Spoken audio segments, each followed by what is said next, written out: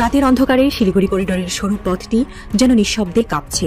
দূরের পাহাড় থেকে ভেসে আসা বাতাসে মিশে আছে উত্তেজনার গন্ধ। এই পথ, যাকে সবাই চিকেন নেক বলে ডাকে, ভারতের মূল ভূখণ্ডের সঙ্গে উত্তর পূর্বের শ্যামপন সেভেন সিস্টার্সকে জুড়ে রেখেছে।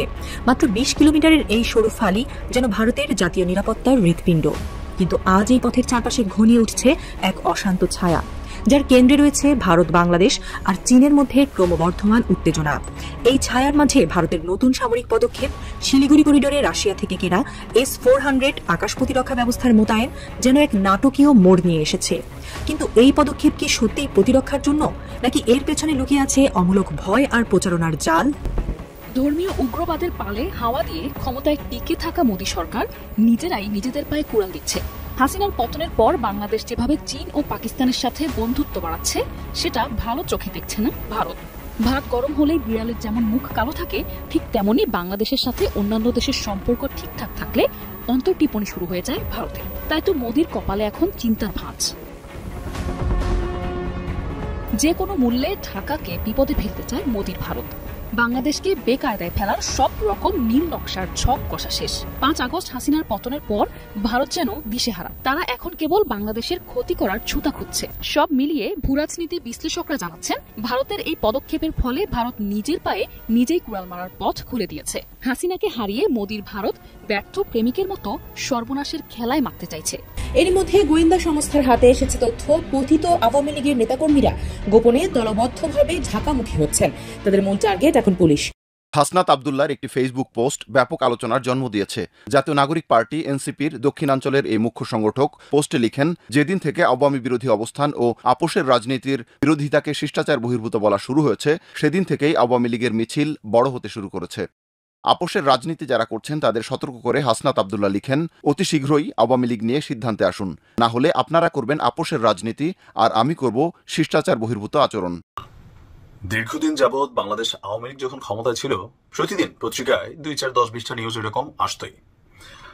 তবে ৫ই আগস্টের পর যে বাংলাদেশ আমরা এখন দেখছি, সেই বাংলাদেশ নিয়ে যে স্বপ্ন বিএনপির সর্বোচ্চ পর্যায়ে থাকা নেতারা, বিশেষ করে জনাব তারেক রহমান বা বেগম খালেদা জিয়া অথবা মেজর ফখরুল ইসলাম আলমগীর থেকে যারা একদম দলটির ঊর্ধ্বতন নেতারা আছেন, তারা যেভাবে দলটাকে আগামী দিনে মানুষের কাছে গ্রহণযোগ্যতার একদম শীর্ষ পর্যায়ে নিতে চাচ্ছেন, ৩১ দফা সংস্কার নিয়ে ঘরে ঘরে যেতে বলছেন, সেখানে একদম রুট লেভেলে থাকা বিভিন্ন নেতাকর্মীদের এমন এমন কর্মকাণ্ড যদি সামনে আসে, তাহলে খুব বেশি দিন লাগবে না, আগামী নির্বাচনের আগেই তাদের পরাজয় অনেকটা নিশ্চিত হয়ে যাবে। এমনকি এই জিনিসগুলো কি এই মুহূর্তে বিএনপির প্রধান প্রতিদ্বন্দ্বী এনসিপি, জামাত ইসলাম বা আরো যে দলগুলো আছেন, তারা কিন্তু আপনাদের এই জিনিসগুলোকে পুঁজি করে বক্তব্য দিচ্ছে। আসসালামু আলাইকুম দর্শক, নতুন একটা নিউজে আপনাকে স্বাগতম। প্রিয় দর্শক, বাংলাদেশ বর্ডারে চাঞ্চল্যকর উত্তেজনা। বাংলাদেশের সাথে যুদ্ধের চূড়ান্ত প্রস্তুতি নিচ্ছে ভারত। হঠাৎ কেন সীমান্তের রাশিয়ার S-400 মোতায়েন করল মোদী? বাংলাদেশকে রুখতে সর্বনাশের খেলায় ভারত। ব্যর্থ প্রেমিকের মতো সর্বনাশের খেলায় মেতেছেন মোদী। ভারত ও আওয়ামী লীগের নতুন পরিকল্পনা ফাঁস। দেশকে নতুন করে অস্থিতিশীল করতে একই ষড়যন্ত্র মেতেছে ভারত ও আওয়ামী লীগ। অপরদিকে আওয়ামী লীগ পুনর্বাসিত হলে অপসারণকারীদের সব ফাঁস করব, হুঁশিয়ারি হাসনাত আব্দুল্লাহর। বাংলাদেশের সাথে ভারতের যুদ্ধের চূড়ান্ত প্রস্তুতি, সীমান্তে নতুন উত্তেজনা, আওয়ামী লীগকে বাঁচাতে মোদীর নতুন ষড়যন্ত্র ফাঁস এবং রাজনৈতিক দলগুলোকে হাসনাত আব্দুল্লাহর করা হুঁশিয়ারি দেওয়ার ঘটনা ও প্রেক্ষাপট নিয়ে করা আমাদের আজকের ভিডিওটি অত্যন্ত গুরুত্বপূর্ণ। ভিডিওটি শুরু থেকে শেষ পর্যন্ত ধৈর্য সহকারে দেখে একটি লাইক দিয়ে সবাইকে শেয়ার করে দিন। আমাদের চ্যানেলে নতুন হলে চ্যানেলটি সাবস্ক্রাইব করে পাশে থাকা বেল আইকনে ক্লিক করে রাখুন। আমাদের ভিডিওটি আপনি বাংলাদেশের কোন জেলায় বসে দেখছেন বা শুনছেন, সেটি অবশ্যই কমেন্ট বক্সে কমেন্ট করে জানিয়ে দিতে ভুলবেন না। ধর্মীয় উগ্রবাদের পালে হাওয়া দিয়ে ক্ষমতায় টিকে থাকা মোদী সরকার নিজেরাই নিজেদের পায়ে কুড়াল দিচ্ছে। হাসিনার পতনের পর বাংলাদেশ যেভাবে চীন ও পাকিস্তানের সাথে বন্ধুত্ব বাড়াচ্ছে, সেটা ভালো চোখে দেখছে না ভারত। ভাত গরম হলে বিড়ালের যেমন মুখ কালো থাকে, ঠিক তেমনি বাংলাদেশের সাথে অন্যান্য দেশের সম্পর্ক ঠিকঠাক থাকলে অন্তর্টিপনি শুরু হয়ে যায় ভারতের। তাই তো মোদীর কপালে এখন চিন্তার ভাঁজ। যে কোনো মূল্যে ঢাকাকে বিপদে ফেলতে চায় মোদীর ভারত। বাংলাদেশকে বেকায়দায় ফেলার সব রকম নীল নকশার ছক কষা শেষ। ৫ আগস্ট হাসিনার পতনের পর ভারত যেন দিশেহারা। তারা এখন কেবল বাংলাদেশের ক্ষতি করার ছুতা খুঁজছে। যেভাবে বাংলাদেশের রোগীদের ভিসা না দিয়ে বিনা চিকিৎসায় মারতে চেয়েছিল, যার মাধ্যমে বাংলাদেশকে চাপে ফেলার ব্যর্থ চেষ্টাও করেছিল, ঠিক তেমনি হঠাৎ করেই ট্রান্সশিপমেন্ট সুবিধা বাতিল করে দেয় ভারত। এদিকে ভারতীয় গণমাধ্যমে ফলাও করে প্রচার করা হচ্ছে চীনের মাটিতে দাঁড়িয়ে অন্তর্বর্তী সরকারের প্রধান উপদেষ্টা ডক্টর ইউনুস ভারতের 7 সিস্টার্সের কথা বলেছেন। তারই পাল্টা ব্যবস্থা হিসেবে এই ব্যবস্থা নিয়েছে দিল্লি। তারা বলছে বাংলাদেশের বিরুদ্ধে কার্যত স্ট্রাইক চালালো নরেন্দ্র মোদীর সরকার। বিমস্টেক সফর থেকে ফিরে সারা রাত বাংলাদেশের বিরুদ্ধে নীল নকশা এঁকে পরদিন দক্ষিণ এশিয়ার অন্যতম প্রভাবশালী মোদী সরকার তার মাথা মোটার পরিচয় দিলেন। এতদিন রাজনীতির মাঠে ঝানু খেলোয়াড় হিসেবে পরিচিতি পাওয়া মোদী এবার একটু ভুলই করে বসলেন বলে মনে করছেন অনেক বিশ্লেষক। ভারতের অর্থনীতির কপালেও যে শনির দশা নামতে পারে তা হয়তো মাথা মোটা মোদী বুঝতে পারছে না।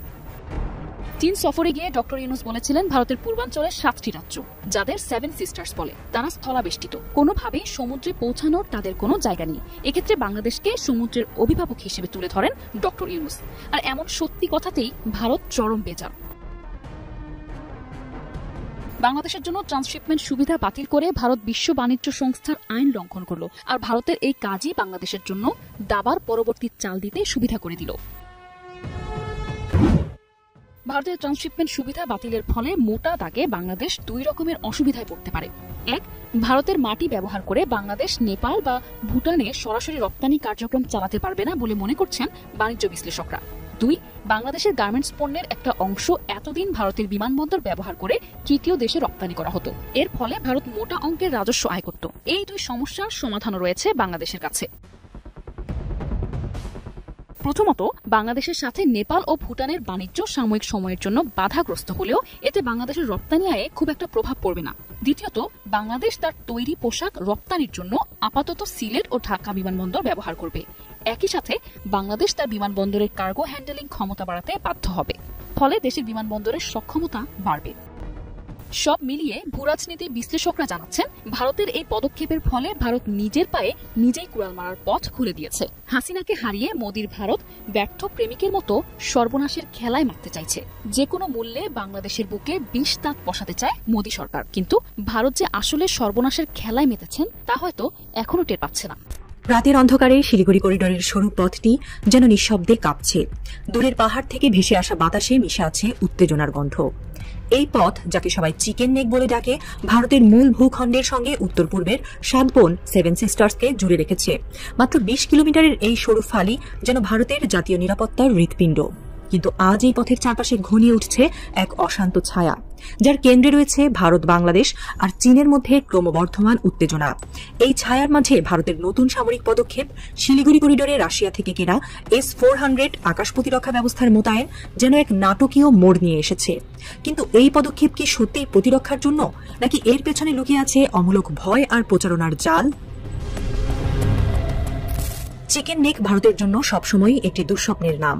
বাংলাদেশ, নেপাল, ভুটান আর চীনের সীমানার কাছে অবস্থিত এই সরু করিডোরটি ভারতের মূল ভূখণ্ডের সঙ্গে 7 সিস্টার্স আসাম, অরুণাচল প্রদেশ, নাগাল্যান্ড, মণিপুর, মিজোরাম, ত্রিপুরা ও মেঘালয়কে সংযুক্ত রাখে।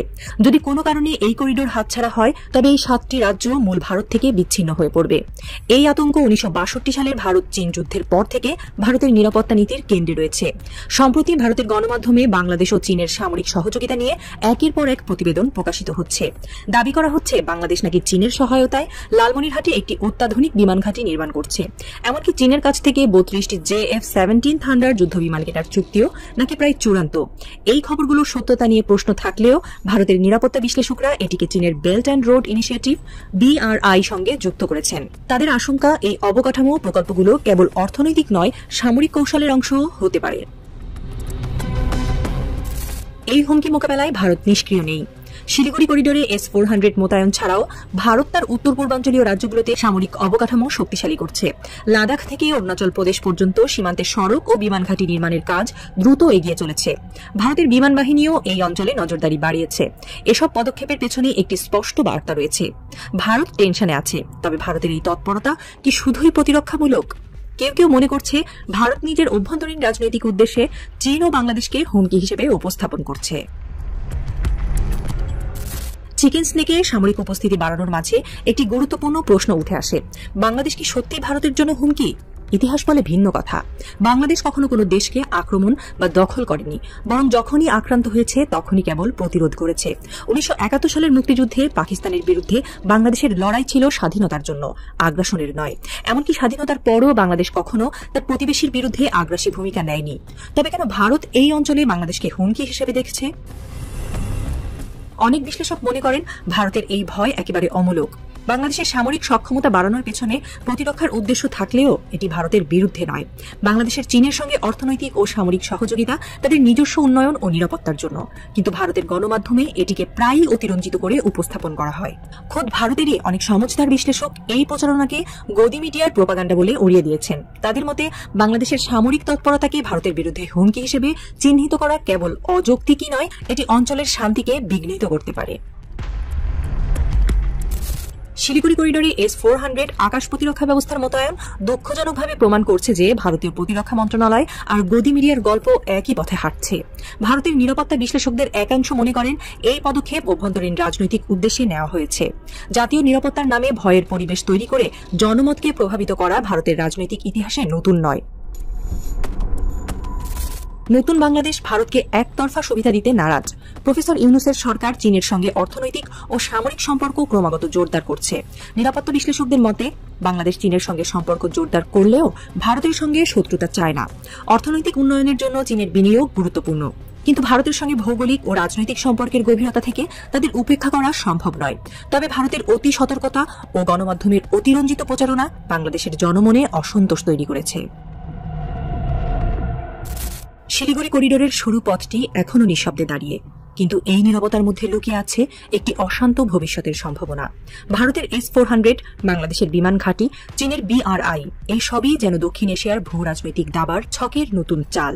কিন্তু এই খেলায় জয়ী কে হবে? নাকি এই উত্তেজনা শেষ পর্যন্ত একটি বৃহত্তর সংঘাতের দিকে ঠেলে দেবে এই অঞ্চলকে? আপাতত চিকেন নেকের পাহাড়ি পথে বাতাসের গর্জনই যেন একমাত্র উত্তর। এই পথ যদি কথা বলতে পারত, হয়তো বলতো, আমি কেবল একটি করিডোর নই, আমি ইতিহাসের সাক্ষী। কিন্তু ইতিহাস কি লিখবে তা এখনো অজানা। হাসনাত আব্দুল্লাহর একটি ফেসবুক পোস্ট ব্যাপক আলোচনার জন্ম দিয়েছে।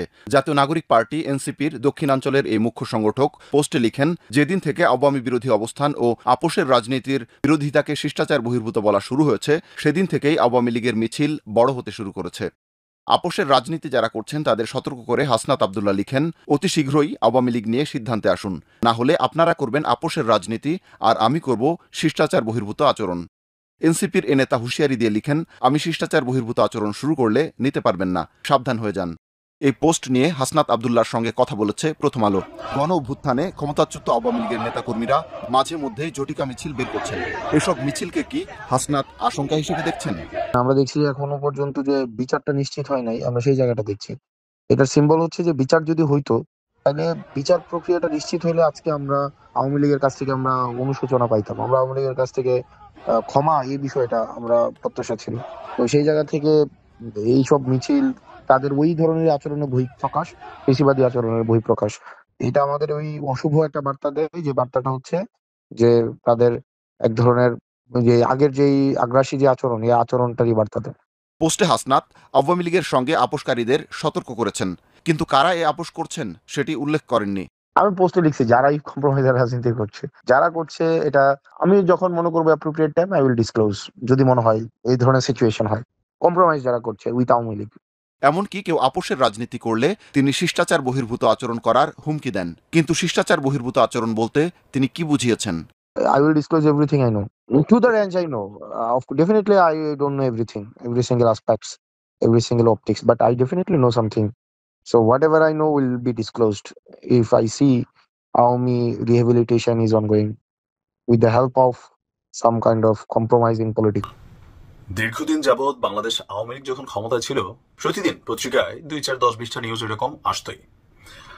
তবে 5ই আগস্টের পর যে বাংলাদেশ আমরা এখন দেখছি, সেই বাংলাদেশ নিয়ে যে স্বপ্ন বিএনপির সর্বোচ্চ পর্যায়ে থাকা নেতারা, বিশেষ করে জনাব তারেক রহমান বা বেগম খালেদা জিয়া অথবা মেজর ফখরুল ইসলাম আলমগীর থেকে যারা একদম দলটির ঊর্ধ্বতন নেতারা আছেন, তারা যেভাবে দলটাকে আগামী দিনে মানুষের কাছে গ্রহণযোগ্যতার একদম শীর্ষ পর্যায়ে নিতে চাচ্ছেন, 31 দফা সংস্কার নিয়ে ঘরে ঘরে যেতে বলছেন, সেখানে একদম রুট লেভেলে থাকা বিভিন্ন নেতাকর্মীদের এমন এমন কর্মকাণ্ড যদি সামনে আসে তাহলে খুব বেশি দিন লাগবে না, আগামী নির্বাচনের আগেই তাদের পরাজয় অনেকটা নিশ্চিত হয়ে যাবে। এমনকি এই জিনিসগুলো কি এই মুহূর্তে বিএনপির প্রধান প্রতিদ্বন্দ্বী এনসিপি, জামাত ইসলাম বা আরো যে দলগুলো আছেন তারা কিন্তু আপনাদের এই জিনিসগুলোকে পুঁজি করে বক্তব্য দিচ্ছে। বড় বেসামাল অনেক জায়গায় বিএনপির নেতা কর্মীরা কয়েকটা ফটোকার্ড দিচ্ছি যেখানে দেখা যাচ্ছে আসলে কি ঘটছে। পাবনা জেলা এবং দায়রা জজ আদালতে একটা শুনানি চলছিল। তো আদালতের ভিতর যখন শুনানি চলে সেটাকে ভিডিও ধারণ করা আইনত আসলে নিষেধ, বা সেই নিষিদ্ধ কাজটা আপনার করছিল সেখানে বিএনপির 6 জন নেতা কর্মী। আর এই কাজটা করতে বাধা দেওয়ায় আদালতের পুলিশকে মেরে রক্তাক্ত করেছে বিএনপির সেই 6 নেতা কর্মী, যদিও তাদেরকে পরবর্তী সময় গ্রেপ্তার করা হয়েছে। আটককৃতরা হলেন ঈশ্বরদী উপজেলা সদরের ফতে মোহাম্মদপুর নিউ কলোনি এলাকার আব্দুল ওহাবের ছেলে আওয়াল কবির সহ এখানে আরো বেশ কয়েকজন।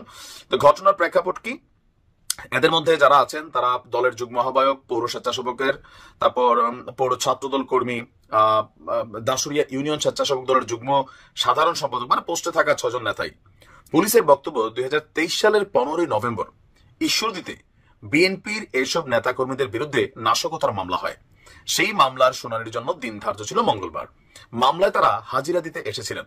শুনানি চলাকালে তারা এজলাসে দাঁড়িয়ে ছবি তুলতে থাকেন এবং ভিডিও ধারণ করতে থাকেন। এই সময় সেখানে থাকা পুলিশ সদস্য শাহ আলম তাদের ছবি তুলতে বাধা দেন। এতে ক্ষিপ্ত হয়ে ওই পুলিশ সদস্যকে এজলাসের মধ্যেই ব্যাপক মারধর করেন। এ সময় আদালতের আইনজীবী এবং উপস্থিত লোকজন সেই পুলিশ সদস্যকে বিএনপির নেতাকর্মীদের হাত থেকে উদ্ধার করে হাসপাতালে নিয়ে যায় এবং প্রাথমিক চিকিৎসা দেওয়া হয়। আদালতের শুনানি শেষে তাদেরকে আটক করা হয়। আর আদালত পরিদর্শক রাশেদুল ইসলাম তিনি বলছেন যে সঙ্গে সঙ্গেই 6 জনকে আটক করা হয়েছে, তাদের বিরুদ্ধে আইনগত ব্যবস্থা নেওয়া হচ্ছে। আর এটা কোনোভাবেই মেনে নেওয়ার মতন না বলছেন আপনার আইনজীবী সমিতির সাবেক সভাপতি এবং জেলা বিএনপির সদস্য সচিব মাসুদ খন্দকার। এই যে ঘটনাগুলো যখন ঘটছে, সাধারণ মানুষের মধ্যে যে 3 জন সরকারি কর্মকর্তারা একটা প্রোগ্রাম করতেছিল, সেখানে গিয়ে চাঁদা দাবি করছে, চাঁদা না দেওয়ায় সরকারি কর্মকর্তাদের মাইর ধরে। বাংলাদেশের অনেক জায়গায় এই দৃশ্যপট এখন কমন। বিএনপি ধরে নিচ্ছে আগামী দিনে তারা ক্ষমতায় আসবে, ভালো কথা। তো ক্ষমতায় আসলে আপনি এরকম চাঁদাবাজি, লুটপাট, তারপর হচ্ছে মন যারে চায় পুলিশে মারবেন, থাপ্পড় দিবেন, মানে আপনার ইচ্ছার বাহিরে গেলেই দখল করে ফেলবেন, তারপর হচ্ছে যে এই কর্মকাণ্ডগুলো করবেন। এই বাংলাদেশ বুঝি আপনারা বানাবেন? আপনাদের দলের যে সর্বোচ্চ নেতা এই যাবৎকালীন প্রায় গত 8 মাসে আমরা যতটুকু তথ্যপত্র শুনেছি 700 থেকে 800 নেতা কর্মীকে কিন্তু বহিষ্কার করেছে। এমনকি প্রথমবারের মতন বিএনপির পক্ষ থেকে বেশ কয়েকজনের বিরুদ্ধে দলগতভাবেও কিন্তু মামলা দেওয়া হয়েছে। আওয়ামী লীগ সরকারের পতনের জন্য দলটির সর্বোচ্চ নেতাদের দায় যেমনটা আছে, এর চেয়ে অধিক দায় হচ্ছে একদম রুট লেভেলে থাকা ফকিন্নির ভিক্ষার পাতিলে হাত দেওয়া, রাস্তাতে রিক্সাওয়ালার থেকে টাকা খাওয়া, সিএনজিওয়ালার থেকে টাকা খাওয়া, বালুঘাট লুটপাট করা, বিভিন্ন এই যে অনিয়ম দুর্নীতি, সরকারি বেসরকারি জায়গায় চাঁদাবাজি, এগুলোর জন্য মানুষ একটা পর্যায়ে এই ছাত্রদের আন্দোলনে ডাকে বের হয় নাই, যার যার অবস্থান থেকে সে কিন্তু রাস্তায় বের হয়েছিল। কেন? মানুষ একটা বিরক্তির শেষ পর্যায়ে পৌঁছে গিয়েছিল। আপনারা 5 আগস্ট থেকে 19 শিক্ষা নিয়েছেন।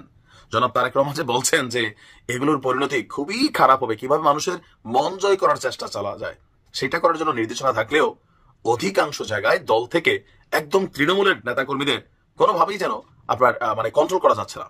এমন অনেক জায়গা আছে যে বাজার কমিটির সভাপতি হয়েছেন, পুরো বাজারের দিকে ওনার চোখ পড়ে গেছে, এই কৃষকের সামান্য ফসল সবজি এগুলোর দিকে নজর পড়ে গেছে। এটা আওয়ামী লীগের সময় ছিল। তো পার্থক্যটা কোথায়? একদম দলটির হাই কমিশন মানে হাই পর্যায়ে পার্থক্য থাকলেও নিম্ন পর্যায়ের নেতা কর্মীদেরকে আদর্শে বোধত হয়েছে নাকি ওই যে 2 জন বলবে এটা 18 বছর খাইতে পারছি না, এখন তোমরা নিউজ করো কেন? এগুলা কি মানে এখন কি নিউজ করতে হবে? ভালো হয়ে যান, কপালে আপনার শনি আছে, তারেক রহমানের কিচ্ছু হবে না, কাউকে ছাড় দিবে না কিন্তু মনে রেখে। হ্যাঁ, এদিকে প্রধান উপদেষ্টার সঙ্গে বৈঠকে বিএনপি। অন্তর্বর্তীকালীন সরকারের প্রধান উপদেষ্টা ডক্টর মোহাম্মদ ইউনূসের সঙ্গে বৈঠকে বসেছে বিএনপি। বুধবার দুপুর 12টার দিকে প্রধান উপদেষ্টার সরকারি বাসভবন যমুনায় এই বৈঠক শুরু হয়। বিএনপি মহাসচিব মির্জা ফখরুল ইসলাম আলমগীরের নেতৃত্বে বৈঠকে স্থায়ী কমিটির সদস্য ব্যারিস্টার জমির উদ্দিন সরকার, মির্জা আব্বাস, নুরুল ইসলাম খান, আমির খসরু মাহমুদ চৌধুরী, সালাউদ্দিন আহমেদ ও ইকবাল হাসান মাহমুদ টুকু উপস্থিত আছেন। নির্বাচন ইস্যুতে দলীয় মনোভাব জানাতেই মূলত এই বৈঠক করছেন বলে জানা গেছে। এর আগে সংস্কার ও জাতীয় ঐক্যমত্য ইস্যুতে প্রধান উপদেষ্টার সঙ্গে বিএনপি নেতারা বৈঠক করলেও আজকের বৈঠকের মূল এজেন্ডা হবে নির্বাচনী রোডম্যাপ। দলীয় সূত্র জানিয়েছিল, জাতীয় নির্বাচন নিয়ে সরকারের সুনির্দিষ্ট রোডম্যাপ ঘোষণা করতে দলীয় নেতাকর্মী ও সমমনা দলগুলোর যে চাপ রয়েছে তা বিএনপির পক্ষ থেকে প্রধান উপদেষ্টাকে অবহিত করা হবে। আসছে ডিসেম্বরের মধ্যেই জাতীয় নির্বাচন আয়োজন সম্ভব এমন বার্তাও দেওয়া হবে।